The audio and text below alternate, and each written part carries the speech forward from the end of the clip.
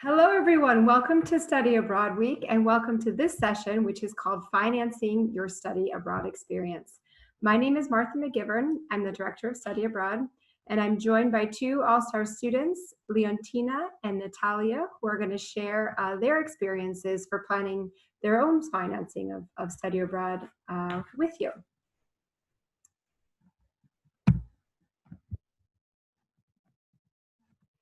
So to get started, here are our objectives of this session. We want you to learn that study abroad can be affordable, to be able to identify lower cost programs, to understand that financial aid applies and scholarships are available, to know resources for financial planning for study abroad, and to connect with peers like Natalia and Leontina who have successfully planned for the cost of study abroad.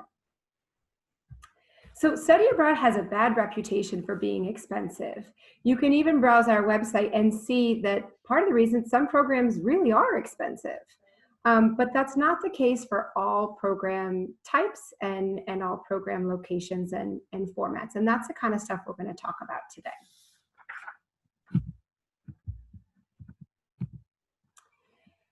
So to begin, when we talk about the cost of study abroad at DePaul, we're always talking about tuition plus a program fee plus any additional expenses.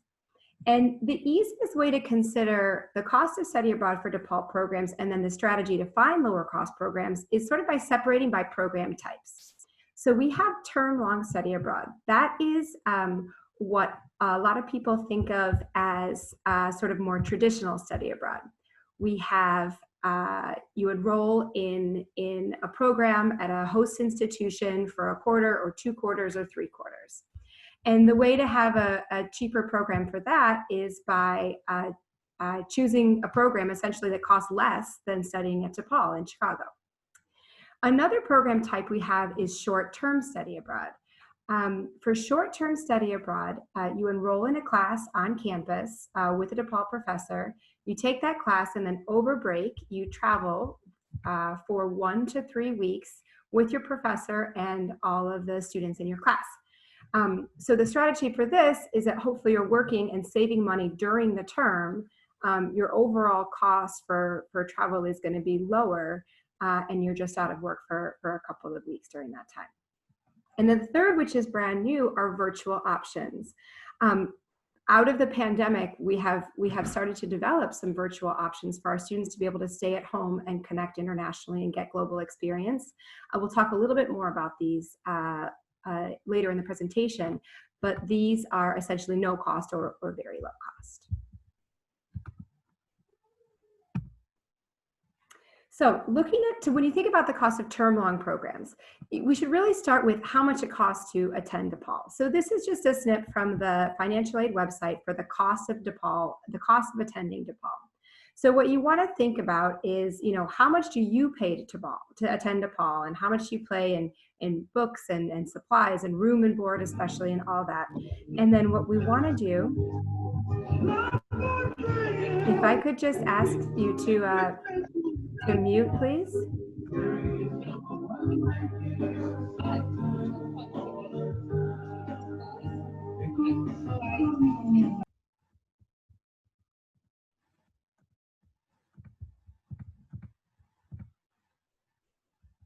Okay, thank you very much. Just give me 1 second here.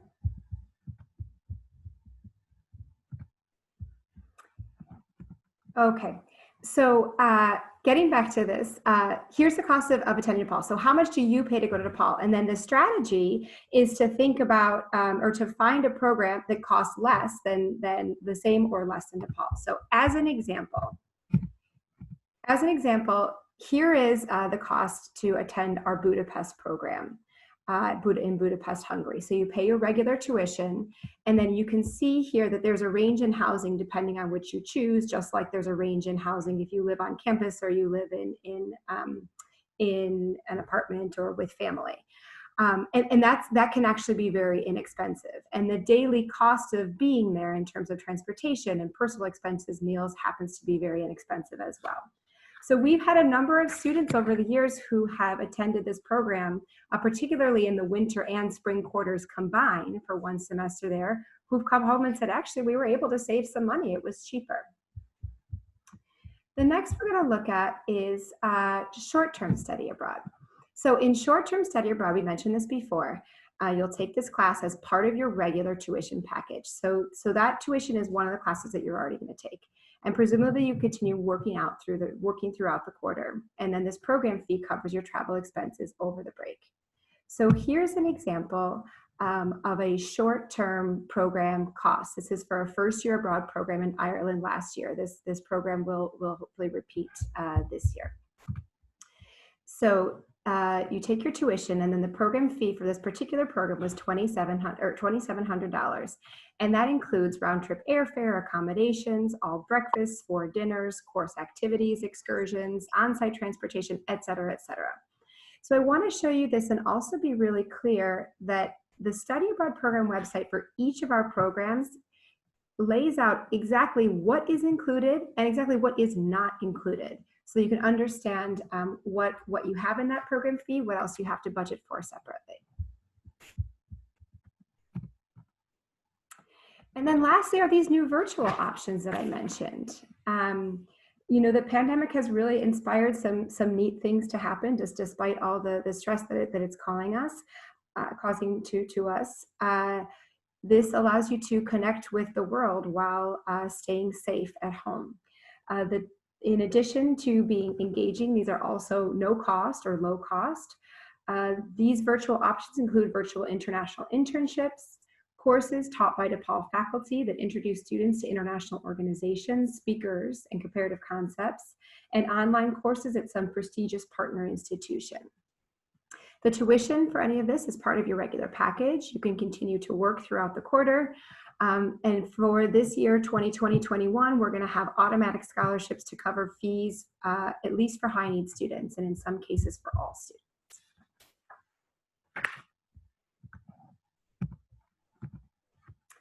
Next, I'd like to talk a little bit about scholarships for study abroad. So DePaul offers, in addition to all of the regular financial aid that you normally get on campus, which follows through exactly as it does on campus, there are scholarships specifically for study abroad.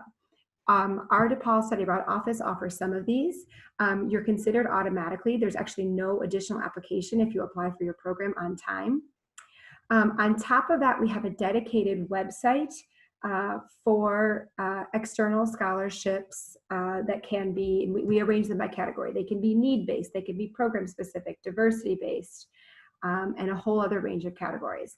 The range of values for each of these two is enormous. The DePaul Study Abroad scholarships, we award more than $500,000 annually to students.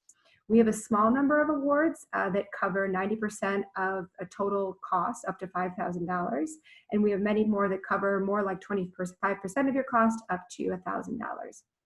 The additional scholarships similarly range, I would say, from about $500 to up to $5,000. There's a couple that will go to $8,000 or $10,000.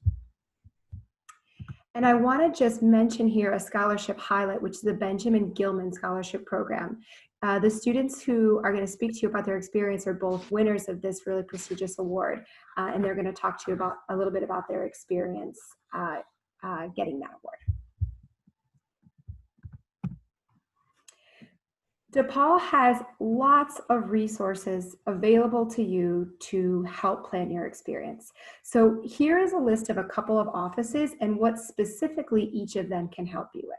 So Study Abroad is responsible for making really clear exactly what is and what is not included in your program cost. And we do that on each of our program websites. Each program that we have also has a contact or an advisor that you can work with to answer any follow-up questions. We also have this ongoing list of recommended scholarships that require applications, and we can advise you based on your background and the program you're applying for, some of those that you may have a good shot of winning. The financial aid office is always there for you. They will explain exactly how your current aid applies.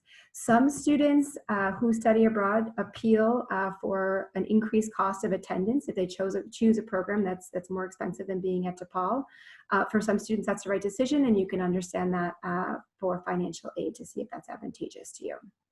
And then lastly, the financial fitness office, which is also part of DePaul Central. Unfortunately, I think a lot of students don't know about this resource, but they'll sit down with you and do one-on-one budget planning for study abroad or anything that you're trying to do. And they'll help you work through exactly, what are your goals? How much money do you need to get there? And what are the steps that you need to take in order to do that? That's a really expensive resource in the outside world. And for DePaul students, it's totally free and really great. I'm now going to turn over and we'll listen to some stories from your peers. So if I can ask that Natalia and Leontina consider some of these questions that we've discussed already ahead of time, and tell us a little bit about your story. Explain, how did you plan financially for study abroad? What advice can you share? Let's talk about those two in general, and then we'll loop back and talk more specifically about your experience with the Gilman program. Leontina, would you please start? Yeah, so I just graduated college in this last June, but I studied abroad my senior year fall, and I also did the term-long program in Hungary, like the Budapest program. And when it came to planning how I was financially going to get ready for that, for me, it really came down to I talked to a lot of people who had done the program in the past to kind of get a bird's eye view of like costs that I would be expecting. The study abroad office does like a good job of kind of highlighting those for you, but I kind of just wanted to talk to peers who were there and like see how much they spent in a day on food and things like that to kind of just like get a good understanding. I feel like that probably gave me the best like overall perspective that I could have gotten. And then another thing that I did kind of to plan financially for study abroad was I also did a budget. I actually didn't know that DePaul had a resource that helps you plan a budget. So if I had known that, I probably would have used it because I ended up just doing that by myself. But it really helps you kind of gain a good perspective of what you can expect. And it really helped put me at ease because I realized that this was something that I could do as opposed to kind of just being like this far outlandish idea that I just like couldn't afford it. And that was actually part of the reason that I waited until senior year to study abroad. I just didn't think that it would be possible. And then one day I had some extra time and I started looking into it and I was like, oh, like this actually could be possible. So those were kind of some of the tips and tricks that I used to plan my finances for study abroad. But when it comes to like any advice for people considering studying abroad but are concerned about costs, I would just say like, we talked a little bit about it earlier, but seriously find a lower cost program. Like I know that going to London and Paris is just genuinely going to be more expensive. It's more expensive to like live there. It's more expensive to eat there. It's more expensive to like do activities there. So Budapest was definitely one of the more affordable ones. And I don't feel like it was just like just as good of an experience. And I got to travel to those other places too. So I didn't feel like I missed out on anything. So definitely just look for lower cost programs. And then don't knock it out until like you've done a fair amount of research. Like I feel like people generally just like we were also talking about earlier, tend to just think that study abroad is super expensive, but it can be super affordable. So don't just like knock out programs because you think that they'll like be too expensive. Do some due diligence before you make those decisions. Should I go on to talk about Gilman or will we talk about that later? Let's hear from Natalia and then about these first two questions, and then we'll talk about Gilman specifically right after. Thank you for sharing that. Natalia, can we ask you to share your experience? Of course. Hi everyone, my name is Natalia and I'm currently a junior at DePaul studying accounting and German. I was going to study abroad for two programs. One was a short-term program to Berlin, which was going to run first 2 weeks of this summer 2020, which was unfortunately canceled. And then the second program that I was going to do was a semester-long program in the fall of 2020. So I would have been in Vienna now, to Vienna studying German and living there. And so just in general, I think for me, it was first narrowing down what I wanted to study and what the options were. I think if you meet with a corresponding advisor from the study abroad office, they're very, very supportive in helping you figure out what it is. So once you have a program down, it was then breaking down the cost. So for example, for the short-term study abroad program, I believe the program fee was about, I don't remember the exact numbers, in the ballpark was about $3,500 just for the program fee, but I knew that that included airplane and as well as hotel stay, as well as some breakfast. So from there, I knew that my class was going to be included in the DePaul's tuition, so there was going to be no change there. I knew the program fee and I knew what it covered. And I also got some scholarship from DePaul to cover some of that fee. And I know as Marta mentioned, they can cover from, from certain percentage up to 100%, which is very nice. And then you'll know pretty much right away what you're getting, or at least in a short time frame, so that you know how to budget for that. And then I talked to the program organizer who ran the program multiple times to kind of get an understanding of what's not covered. So let's say some lunches and some dinners. So I kind of searched for what prices would be like in Berlin for that, and kind of budgeting and ending those up for like 2 weeks and how much that would cost me. On the other hand, for the longer program in Vienna for the entire semester, so there was, of course, the program fee, which is about $5,500, and there are also scholarships for that. So I knew how much I needed to cover that for my own expenses, and I knew that that program fee included housing. So that was very nice that I didn't have to worry about housing or find something on my own. So then it just came down to figuring out some other expenses. And I know also DePaul's website has like a living abroad additional expenses that you can think about, which are books, which are meals. Some of them require some other things. So I'd look on there and see approximately how much people spend. So let's say on books, it'll give you an average, so you can put that in your budget and know how much that would add on to your total.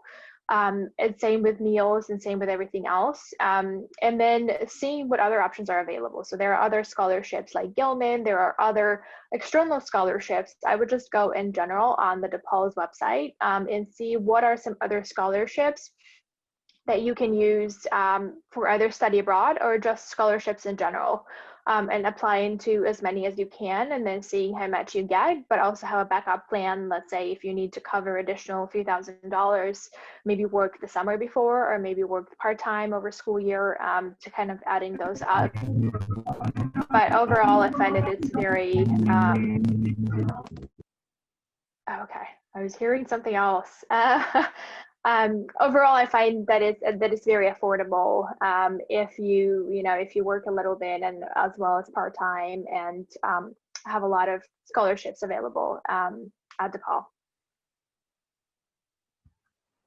That's great. Thanks so much for saying that. So we want to highlight, we said there are a number of scholarships. If you just click on the Study Abroad website and click on scholarships, you'll see a bunch of drop downs based on category. And that's many of the scholarships that are out there. There are even more. But we want to highlight one in particular that's we refer to as the Gilman Scholarship. And the reason is that a couple. Many of our students are eligible for it. You need to be a U.S. Citizen. You need to have a Pell Grant as part of your financial aid package, and you need to study abroad for 3 or more weeks. It is a high value scholarship. Awards range from $2,000 to $8,000, and our students have had some success. We have a handful of students who win this award every year. The overall success rate of the Gilman, depending on the location of study, is between 1 in 3 and 1 in 5 applicants. So it's a really good starting point for a scholarship that's will potentially award you so much money. And then the last is that we have some resources at DePaul to help you. So Study Abroad advisors are trained to review applications and help you improve those essays. We have a faculty member whose name is Philip Stolley, who advises students on Fulbright and some other governmental scholarships. that are awarded by the same agency as the Gilman is also available to help. So this is one, if you're going to pick one, this is a great one to go for. So our two awesome students here have both been awarded this really prestigious and wonderful award. So I'd like them to talk a little bit about their experience as you think about doing this yourself. If you could start, Leontina. Yeah, so I first learned about the Gilman Scholarship through the Study Abroad office. I was using all of those links that everyone advises you to go through.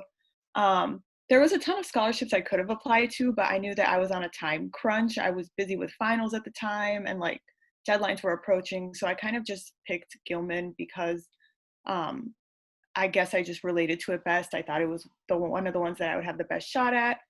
So I kind of decided to go through that process. I think it consisted of 2 essays at the time and then like some online questionnaires, like pretty standard type questioning. The essays themselves were kind of in question format. So it'd be like 5 or 6 questions per essay. And then each question had like more questions into it. So they were pretty thorough, pretty like thought-provoking essays that you had to come up with for consideration. And so I kind of just drafted those by myself, took like a first shot at them. I did use the Study Abroad office to kind of read through my essays and kind of help me draft them.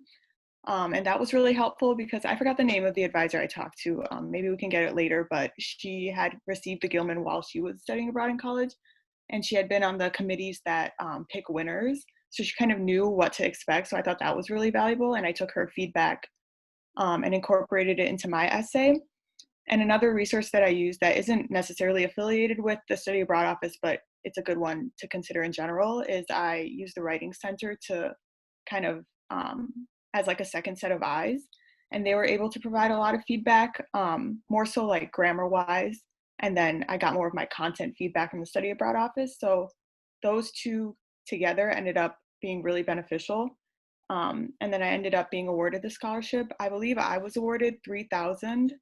I think the average is around 4,000, so I was awarded a little bit less than the average, but I was still super excited about that because the Budapest program fee last year at least was, I think, $1,950.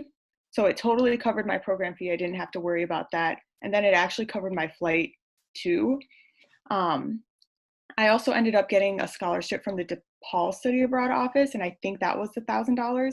So in total, Gilman combined with like my DePaul Study Abroad scholarship, I'd gotten $4,000 in aid for a program that costs around $2,000, $3,000 with the flight. So if you do the quick math, I basically had $1,000 to help with my personal expenses when I was there. So just by basically getting 2 additional scholarships, I was able to totally fund my study abroad trip. I did save some of my own money up just to have extra spending money, of course. But that combined with the affordability of Hungary was just like the perfect recipe for making study abroad affordable.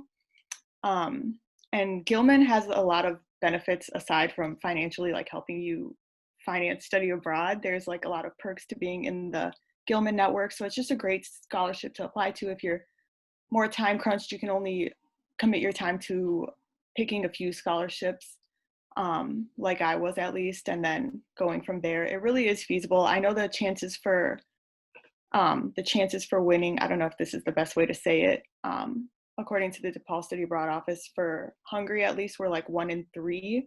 So don't like get discouraged. Like it's totally feasible. I know I was a little bit like nervous about not getting it, but honestly, your chances are really good. And if you put a little bit of time and effort into a good application, it could definitely pay off. So yeah, that was my experience with Gilman. That's really great advice. Thanks so much for sharing that.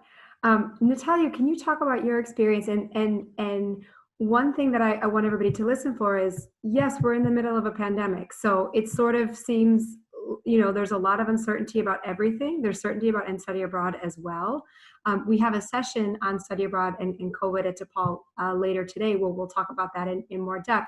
But Natalia's an example of a person who won a scholarship, a Gilman, for study abroad and is figuring out also how to use it given programs that are available. So she'll speak on that as well. Yes, I'll absolutely echo what has already been said. My experience was very similar in that there's a standard application application process that each one of you, if you choose to apply, will also go through. I believe I also wrote, there weren't 2 essays, I believe at the moment where I wrote it last year. There was like a personal statement that you had to write, which really connected, a lot of different points that they wanted you to cover, such as why do you want to study at that country? What are some of the particular connections that you have? So as long as you show the passion into, and that maybe for a variety of reasons. For me, I really wanted to experience the culture as well as brush up on my German as well. And so as long as you put some passion into it and you think, how does that connect with your personal goals, with your professional goals, with your goals as a student? I think you can write a very good sort of a personal statement type essay that covers a lot of different bases. And so after I've done that, there was the rating process, and then I was not expecting much, to be honest. That was a program that my advisor recommended, and I'm really glad I did apply as I've ended up receiving it. So that was my process, and it really helps you to cover, as I've said, the average is about $4,000, and it really helps you to cover some of your costs. It also varies from depending on the location, depending on how much other aid you're receiving, but that can cover a lot of your expenses, whether that's the program fee or just expenses in general. Now I am, as Marty mentioned, in the process of figuring out how to use that money. So Gilman has also been very generous of understanding that, COVID times are upon us and we have to figure something out that I'm not able to study at the moment in the fall quarter. So I'm looking for alternative programs based on the guidelines that they provided and looking for some other options to utilize that award.